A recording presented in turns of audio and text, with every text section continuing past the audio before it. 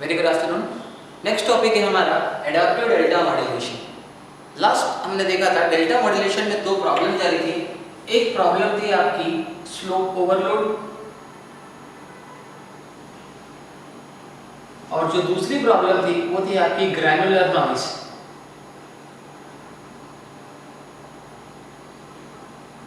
ये जो दोनों प्रॉब्लम है, ये दोनों प्रॉब्लम आपकी एडाप्टिव डेल्टा मॉड्यूलेशन से दूर हो जाएगी। देखते हैं सर्किट कैसे काम करता है। सबसे पहले आपने m ऑफ t आपने ये सर्किट दिया आपने कंपैरेटर में। m ऑफ t का आउटपुट या तो पॉजिटिव सीक्वेंस आएगी या तो नेगेटिव। यहाँ पर आपने कोई भी एक आर्बिट्रेरी सिग्नल अज्यूम कर लिया m डैश ऑफ t। तो इन दोनों का सब्सट्रैक्ट होकर आउटपुट पर कोई एक आपका कुछ m कैप ऑफ t कोई एक सिग्नल प्रोड्यूस हो जाएगा। इसको हम m कैप ऑफ t बोल देते हैं। This will be m dash of t। या तो ये वैल्यू पॉजिटिव रहेगी या तो ये वैल्यू नेगेटिव रहेगी। ये पॉजिटिव या नेगेटिव वैल्यू यहाँ पर एक पल्स जनरेटर है जो कि यहाँ पर एक पल्स प्रोड्यूस करता है। अगर ये वैल्यू पॉजिटिव रही तो आउटपुट पल्स जनरेटर से मल्टीप्लाई होगा और आउटपुट पर पॉजिटिव वैल्यू मिलेगी। और अगर ये नेगेटिव वैल्यू रही तो पल्स जो है वो नेगेटिव वैल्यू से मल्टीप्लाई होगी और आउटपुट पर मिलेगी एक नेगेटिव वैल्यू। अब सबसे पहले अपन बात करते हैं स्लोप ओवरलोड के बारे में। स्लोप ओवरलोड कब जज किया जाता है? जब तक सिग्नल का जो स्लोप है वो बड़ा रहता है, यानी कि आपकी स्टेप साइज छोटी रहती है और सिग्नल का स्लोप बड़ा रहता है।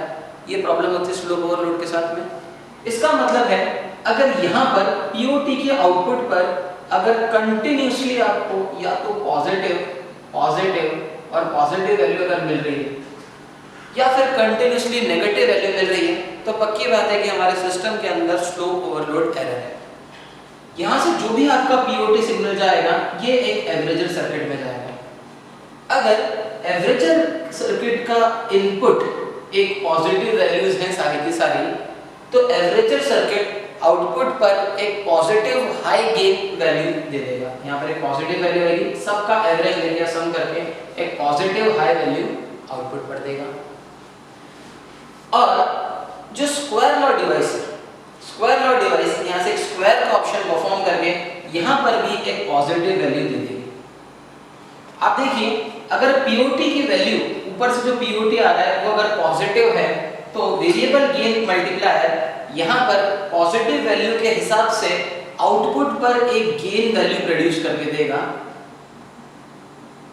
और अगर आउटपुट पर गेन वैल्यू पॉजिटिव आ रही है इसका मतलब ये है कि अब आपको जो स्टेप साइज है उस स्टेप साइज आपको बढ़ानी पड़ेगी। तो अगर आपने स्टेप साइज बढ़ा दी तो आपकी स्लोप ओवरलोड एरर रिड्यूस हो जाएगी। पर फॉर एग्जांपल यहाँ पे अगर कभी नेगेटिव वैल्यूज ऑकर होती है, नेगेटिव कंटिन्यूस अगर नेगेटिव वैल्यूज ऑकर हो रही है तो आपका जो एवरेजर सर्किट है वो आउटपुट पर एक नेगेटिव वैल्यू दे देगा, नेगेटिव हाई गेन वैल्यू। पर जो स्क्वायर लॉ डिवाइस का आउटपुट है, यहाँ पे आप देखिए पीओटी एक नेगेटिव वैल्यू है। स्क्वायर लॉ डिवाइस का जो आउटपुट है वो अपने आउटपुट पर हमेशा पॉजिटिव वैल्यू देगा। 2 का स्क्वायर 4 होता है और -2 का स्क्वायर भी 4 होता है, तो इसके आउटपुट पर हमेशा एक पॉजिटिव वैल्यू ही बनी रहेगी। वेरिएबल गेन मल्टीप्लायर जब पीओटी की वैल्यू को और इस पॉजिटिव वैल्यू को मल्टीप्लाई करेगा तो आउटपुट पर एक नेगेटिव वैल्यू आ जाएगी। एक माइनस साइन के साथ आप एक वैल्यू को रिप्रेजेंट करेंगे। ये जो नेगेटिव वैल्यू है ये इंटीग्रेटर सर्किट में जाके स्टेप साइज को रिड्यूस कर देगी। तो आपने वेरिएबल स्टेप साइज की मदद से आपने एडाप्टिव डेल्टा मॉड्यूलेशन को बनाया और इससे आपकी जो प्रॉब्लम है वो रिजॉल्व हो जाएगी।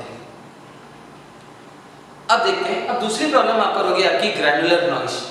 ग्रैनुलर नॉइज का मतलब है कि यहाँ पर पीओटी की वैल्यू कंटिन्यूस पॉजिटिव और नेगेटिव दोनों वैल्यू आएगी, plus minus alternate plus minus values occur होगी। इसका मतलब है सर्किट के अंदर ग्रैनुलर नॉइज है। ये अल्टरनेट पॉजिटिव और नेगेटिव वैल्यूज जैसे ही एवरेजर सर्किट में जाएगी ओवरऑल एवरेज आपको 0 मिल जाएगा। तो इसका जो आउटपुट आएगा वो 0 आएगा और जब ये वेरिएबल गेन एम्पलीफायर के साथ में मल्टीप्लाई होगा तो ओवरऑल आउटपुट 0 हो जाएगा। इसका मतलब है कि आपको आउट स्टेप साइज पर कोई चेंज नहीं करना है। तो यहाँ से आपकी जो ग्रैनुलर नॉइज है वो रिड्यूस हो जाएगी। Thank you.